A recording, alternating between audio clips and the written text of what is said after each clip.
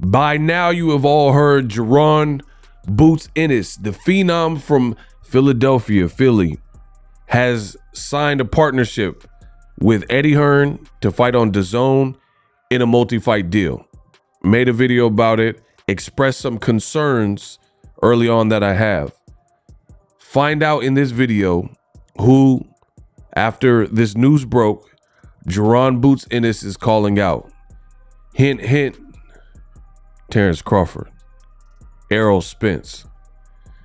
We will discuss all that right now in this video. So Jaron Boots Ennis has signed with Eddie Hearn. There's this misconception that he was signed to PBC. And I see a lot of the usual suspects, old media, the shapeshifters, they're using this moment to take shots, I guess, at PBC. Like, oh, this is a huge loss. How is it a huge loss for PBC when he was never committed to PBC? Cameron Duncan, the late Cameron Duncan, rest in peace. I've already covered all this on my channel, and it just shows where people's real agenda lies, that they're taking it and using this as the catalyst to bash PBC. Cameron Duncan, the late Cameron Duncan, that was his actual advisor, promoter situation. And they were fighting on Showtime. Cameron Duncan had people like Brandon Lee and also Jaron Ennis. Boots was fighting on PBC cards because PBC had a deal with Showtime Boxing. Showtime Boxing got out of the business of like really sports, and they wanted to focus on other things. Made videos about all these things. And Jaron Ennis, his longtime promoter, Cameron Duncan, recently passed away this year. And there was a legal proceeding and he became a free agent, right? Breach of contract, wasn't getting the amount of fights that his contract suggested, so he became free.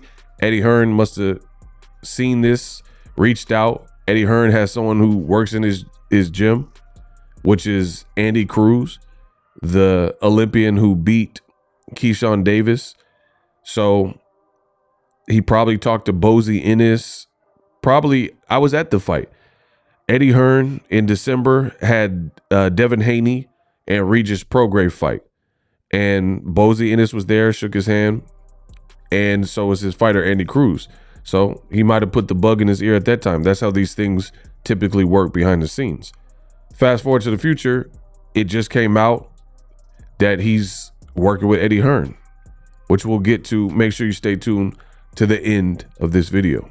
So that's where we're at with it. And like, again, anybody who's painting this as a loss for PBC is probably a hater, right? Has nothing to do with PBC.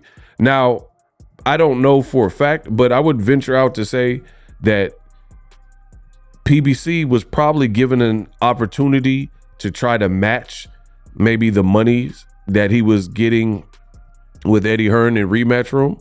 And based on statistics and what I've seen from PBC, they're not going to try to match something that puts them at a deficit. So it could very well be that with Eddie Hearn, they were willing to overpay Jaron Ennis.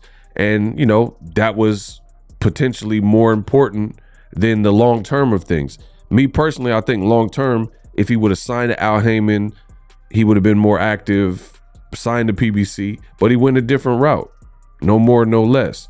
Now he's calling out Terence Crawford, which we'll definitely get into. Let me get set up so I can roll the clip. Make sure you guys come in, smash the like button, and we'll hear. This is Jaron Ennis breaking his silence.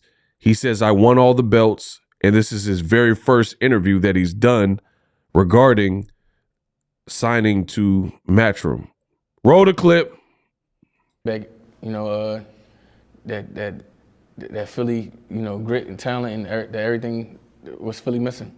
You were upgraded from interim RBF champ to full champ back in November. Has anything changed for you off the back of that? Nothing changed, you know, I'm still the same person, you know, I'm just the same guy. Terence Crawford is a name that you've publicly reached out to. Do you think he wants the fight? I'm not sure if Terence Crawford wants to fight or not. You know, he went out publicly a few times saying that he not looking my direction, he not looking my way. I'm not a big enough name. I'm not this, I'm not that.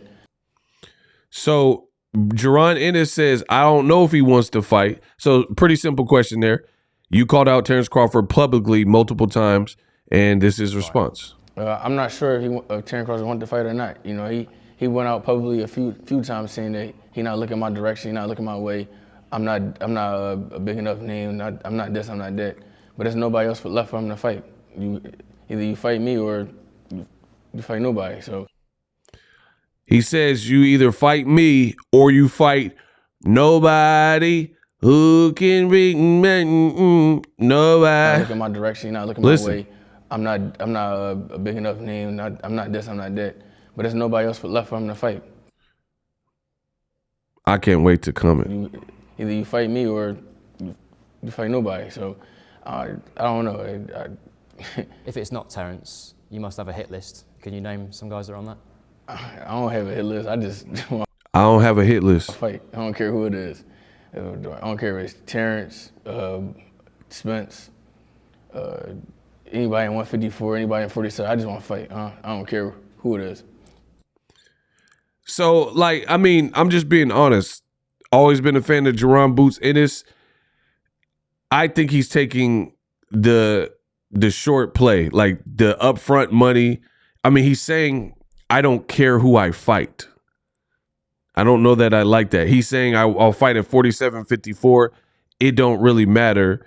He said I don't really have a hit list. I'll fight anybody 47-54. It could be Terence Crawford. It could be Errol Spence. Make sure you guys hold that thought. Hold that thought, because I will come back to it before this video ends. Hit list. I just want to fight. He said I don't have a hit list. I don't know. I don't know. If it's not Terence, you must have a hit list. Can you name some guys that are on that? I don't have a hit list. I just want to fight. I don't care who it is. I don't care if it's Terence, Spence, anybody in 154, anybody in 47. I just want to fight. I don't care who it is. One name you didn't mention there, our UK stable includes Conor Benn. I know he teased something on his Instagram the other day about, you know, Benn versus Ennis. Is that a fight that you would potentially entertain? Yeah, I'll fight anybody. I don't care who it is. I just want to ask as well, in terms of So he said he would fight Conor Benn. this being the next chapter of your career, I know it's a big move, moving promoters now, but if there's one thing you're most excited about in terms of this new chapter and the things that unlocks, what would that be? What I'm excited about is, you know, collecting all the belts, you know, getting the rest of the belts, the WBC, the WBA, and the WBO, and become undisputed. That's what I'm excited about. And in terms of a message you want to give to the fans who've been kind of patiently waiting for that next move, they've been a year now. What's the message to those guys? I'm sorry for the wait. Sorry the for wait the is wait. gonna be worth it. Stay tuned. Sorry for the wait, but the wait will be worth it. I don't know, man. I don't know. And I can break down why I said that. I told you guys to stick with me, and I'll do my best to explain why this move has me a bit uneasy. Listen, in the words of Nino Brown, it's always business. It's never nothing personal. When I look at boxing, that's how I look at it. I don't go into it with any kind of preconceived notion. I just tell you what I see based on the data that's available. The reason why this is a bit concerning, this move, I think Jaron Ennis he's taking the shorter play, like meaning he'll get paid and he'll probably make more than what he's been making. However, what is the long term of it? Can he get the fights that he wants? Because he's calling out Terence Crawford. And surprisingly to me, and I have stated my concerns about Crawford. I said he should have stayed with PBC as well, based on, you look at the talent pool at 147-54, they have the top names that I personally would rather see Crawford fight. So Jaron Ennis was in that same situation, being that they're in the same division. Now, the wild card here is if Eddie Hearn can make a call to Terence Crawford, who's a free agent, and lure Terence Crawford to Rematchroom, to DAZN. That would open up the playing field a little bit more. But I don't know that that's a reality, because reports are coming out that Turkey Al Sheikh and the Kingdom of Saudi are looking to do a fight with Crawford at 154. So none of this has been confirmed. Two of the he said he don't have a hit list. Jaron Ennis, he just said it. You guys heard it. He said he doesn't have a hit list. And he says, I'll fight anybody. I'll fight people in their backyard. Wumpty. But the two names that he really mentioned, because the reporter asked him about Conor Benn, and he's like, yeah, it's good. It's up. I'll fight Conor Benn. But the two names that he settled with were Terence Crawford and Errol Spence. Mind you, Terence Crawford already been on record saying that he feels the Boots fight don't make sense for whatever reason. That's what Crawford said. So why would Crawford, because he decides to sign with Eddie Hearn, why would Crawford now be looking at that differently when Crawford has already been on record stating basically he wasn't interested in the fight because it makes no sense? So as you guys can see, it says fighting Jaron Boots Ennis is a lose-lose situation. This is a direct quote from Terence Crawford. He said on the Breakfast Club, actually, he said to fight Jaron Ennis, fighting Boots is a lose-lose situation. And he's talking about his Spence win. He wants to fight against Canelo. That's what he said. So it says on a potential fight with Jaron Ennis. Listen, right now in my career, a lot of people like Boots this, Boots that. Fighting Boots is a lose-lose situation. If I win, they're going to say, well, he was young. He wasn't ready. He was talented. He was skillful. But you got experience over him. You got so much more than this kid who never been tested. Me fighting Boots, like, okay, well, you beat Boots. It's not a mega fight. So as I stated, Terence Crawford already said this after the Errol Spence win last year, and not much has changed. So I really doubt that Crawford is looking at Boots now. I personally would love to see Terence Crawford versus Jaron Boots Ennis, and I would pay for the fight. You guys have my word. I would pay for it. But based on where Crawford's at in his career, he just beat Errol Spence. He was undisputed. And he's telling you last year, and not much has changed. Only thing that's changed is Boots is with Eddie Hearn now. So I don't see, it's not like he's been inactive, since the Roman Villa fight. And now he has a new promoter and a new situation. That's the only thing that's changed. But is that enough to entice Terence Crawford, who previously said that?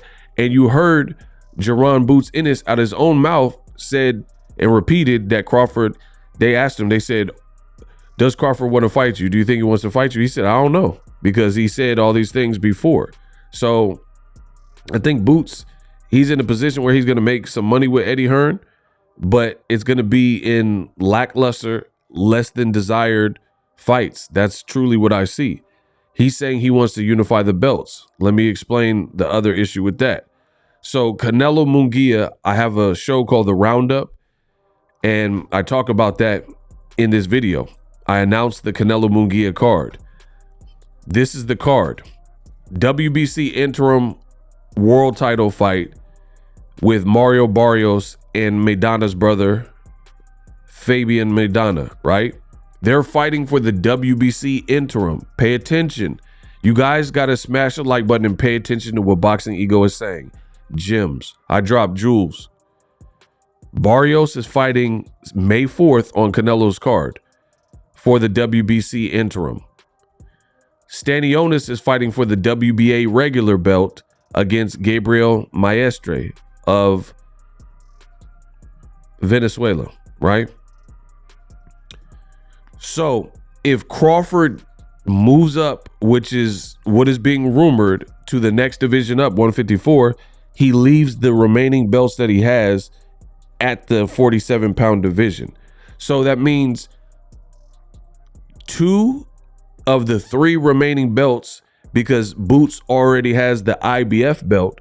So 2 of the other 3 remaining, there's 4 belts. 2 of the other 3 will be in the PBC fighters' hands, either Barrios or Maidana, whoever wins that fight, and Amantis Stanionis versus Gabriel Maestre, whoever wins that fight. Because if Crawford moves up, then these guys will become elevated. They will get elevated from interim champions to full body champions. So if you weren't signed to PBC, Jaron Ennis, but he just told you he wants all the belts, you just left the network. You didn't do any fights on Amazon Prime, which this Canelo Munguia card will be on Amazon Prime with PBC, Amazon Prime pay-per-view, right?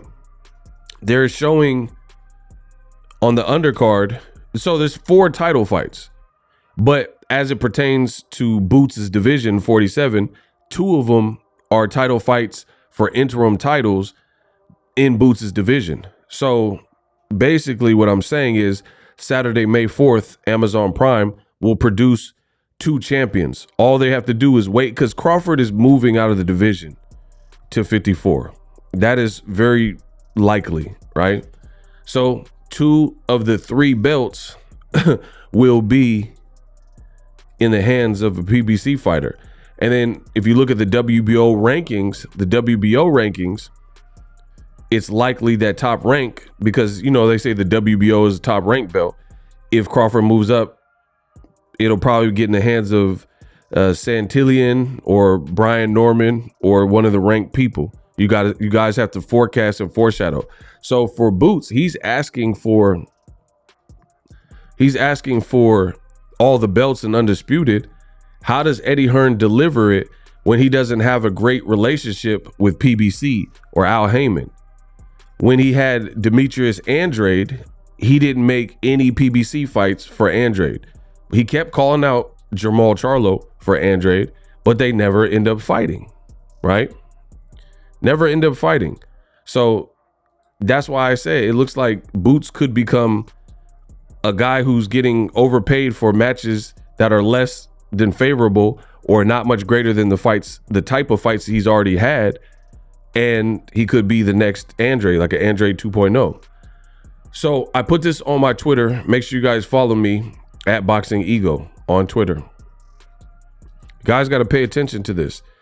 Another element that will be tough for Boots on Matchroom, the welterweight division is very thin. Terence Crawford, them moving up to 54 is likely. So the 2 names you mentioned, Crawford and Errol Spence, likely are done at welterweight, right? Keith Thurman, and I want you guys to understand so you can, because people say, oh, you're hating Ego, but why are you hating? I'm showing you why I'm concerned. Keith Thurman just pulled out of a Tim Tszyu fight at 155, a catchweight. So we don't know if he'll ever come back to welterweight. We don't know if he's done. He just had a surgery, so he's out of commission, and he's with PBC. Virgil Ortiz is a Golden Boy fighter. He's out of welterweight, and he's at 154. Who knows if Golden Boy wants to make that particular fight anyway with Eddie Hearn, right? As I mentioned previously, Barrios and Stanionis on the Canelo Munguia card, they're fighting on PBC in title fights, and they'll get elevated. So Danny Garcia, he left 147 years ago, and he's also a friend that comes from Philly, so they wouldn't fight each other. Rashidi Ellis, another top welterweight with PBC, and he lost to a guy that Jaron Ennis already beat in Roman Villa, right? Cody Crowley. Cody Crowley has an upcoming fight with this guy, Suleiman Sissoko, right? All-Star Boxing won the purse bid, and it's for the WBC Eliminator. Pay attention. And of course, like always, I cite my sources. Suleiman Sissoko, Cody Crowley, WBC title eliminator purse bid won by All-Star Boxing. So they're booked up, right? They're already booked up. And what does this mean? It's a WBC title eliminator.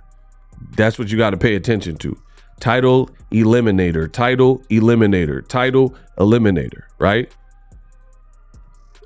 Who has the WBC title? Right now it's Terence Crawford, but as I told you in step 1, Crawford, who beat Errol for the WBC title that he got from Sean Porter, is likely moving out of the division, which means the WBC interim winner of Barrios versus Maidana will become the welterweight WBC title.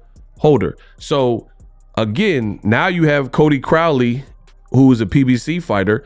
If he wins, it's very likely that he fights the winner of Barrios Maidana on PBC. This other guy, Soleiman, I believe he fights on DAZN. So maybe that opens up. But I mean, let's be real. Jaron Ennis versus Soleiman Sissoko, is that a big fight, right? So Brian Norman, an undefeated welterweight, and Giovanni Santillan, another undefeated welterweight. They're fighting on a pretty loaded top rank card, as you guys see right there. This is happening May 4th, or excuse me, May 18th in San Diego. So here's the thing with this. Undefeated welterweights collide. That's two more top welterweights who are undefeated. Santillan knocked out Alexis Rocha, and he's fighting an undefeated Brian Norman, who got dropped in his last fight. But that's still a good fight, right? So the point I'm making is these guys are locked up. So they're talking about Jaron Ennis coming back to fight. Jaron Ennis coming back to fight in the summer. So it's not going to be these two top ranked fighters who are fighting May 18th. Let's keep going. Josh Taylor is rematching Jack Catterall, and he just lost to Teofimo. So that's not a realistic option for Jaron Boots Ennis. And then finally, we get to Conor Benn, who failed a PED test and has never become a popular name fighting in the US. That's why I'm worried about Jaron Boots Ennis and this decision to sign with Matchroom, because although you might be getting good money up front, career-wise, this may stifle you, because I don't see any top fights at 47 or 54 that are realistic. Again, the wild card, he's not fighting Errol Spence next. Errol Spence is off a loss and a layoff and likely going to 54. And he's a PBC fighter. They're not going to put him on DAZN, former champion. They're not going to put him on DAZN. You know, Errol Spence is in line for Tim Tszyu or Fundora or whoever, whatever they got planned. So it's not going to be Errol Spence. I highly doubt it's Terence Crawford, but I guess since I can't prove it right now, we'll just say Terence Crawford is a wild card. But as I stated before, it's not really that much of a wild card when Crawford already came out and said fighting Boots is a lose-lose situation. So I made a video. My video's on Google. It says the truth about Crawford. I like that fight. I mean, I wish Boots and Crawford would fight, but he already said what he said. He said fighting this boxer is a lose-lose situation. And I'm showing you multiple articles. So you get, it says at 26-year-olds, Jaron Boots Ennis 31, 28 knockouts, equipped with a switch hitting style and overall boxing skills. Though Bud doesn't quite see it like that. He says fighting Boots is a lose-lose situation. He's talented, skillful, but they'll say you have too much experience over him. Yada, yada, yada. So I'm not really banking that Crawford is a realistic opponent for Boots. So again, how can Eddie Hearn provide Boots with these electrifying fights? So more than likely, what I do believe is going to happen is they're going to pick some name, just any name from the IBF rankings that are in the top 10, top 15 or whatever, unheralded, unknown names that you probably can't pronounce. And they're going to give him a hometown Philly fight and put Andy Cruz on the card and say, hey, we're building you. But here's the thing. You got to think. A fighter fighting at home is not always a great thing, because sometimes fighters have hometown hijinks where the pressure or whatever, they end up slipping. Plus, you're training at home. People have access to you, yada, yada, yada. But the thing is, a guy as talented as Jaron Ennis, you would think that you would be trying to brand him outside of Philly. And I know some of you guys are thinking, like, ego, why would they want to do that? He's from Philly. That's the point. He's already from Philly, so you don't really have to do much work there. See, Eddie Hearn seems to do this a lot, where he'll come to America and he thinks by putting the fighter where they're already popular and where they already have a fan base. Devin Haney in the Bay Area. He has roots in the Bay Area. So that's an easier sell, right? Because the Bay Area, I'm in the Bay Area, we don't get many fights. And then we find out somebody who has family from this soil is fighting there. People go out to see it because we don't get many boxing matches anyway. And you put it in where the Warriors play, Chase Center. Same thing with Jaron Ennis. You're putting him in an area where Philly already holds him down. So to me, that's not necessarily making a star, so to speak, because he's already popular in Philly. He already comes from a fight town. People who watch boxing and follow boxing in that area, they already know who he is. You know what I mean? So to me, it becomes a bit lazy and cathartic. Like Errol Spence, yeah, Texas is a great market, but they put the Sean Porter fight in LA. Gervonta Davis, PBC could put tank fights, all of tank fights, and just keep putting them in Baltimore or in the DMV, the area he's from. But they're not doing that. What they are doing is taking Tank to Atlanta twice to fight Gamboa, to fight Barrios, building him up there. He had to set a record with Rolly, right? At the Barclays Center in New York. They're putting him in Vegas with Ryan Garcia. They put him in LA with Eastside Pitbull Cruz, and LeBron James is showing up.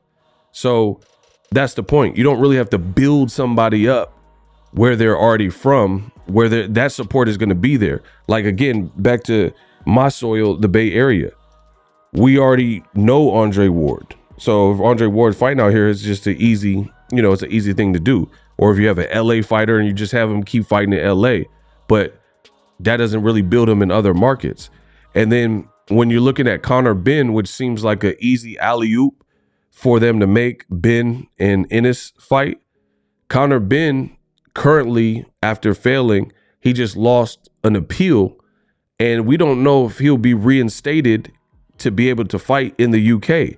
That seems like the best market for Conor Benn. Conor Benn is not known in America. His last fight was in Vegas against Pistol Pete Dobson, and the fight came on at like 2 p.m. in the afternoon. You see what I'm saying? He's not, and especially after failing with the eggs, Benedict or whatever, he's not popular out here.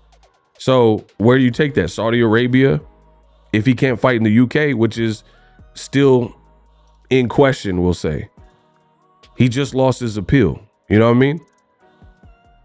That's a bar. He lost his appeal. He's not popular in America, and he lost his appeal in Great Britain. So these are my concerns. I told you I would break it down further. We'll see. We'll see. Maybe Eddie Hearn has a magic trick that I have failed to cover. Probably not, because I'm the best in the business, and it's not even close.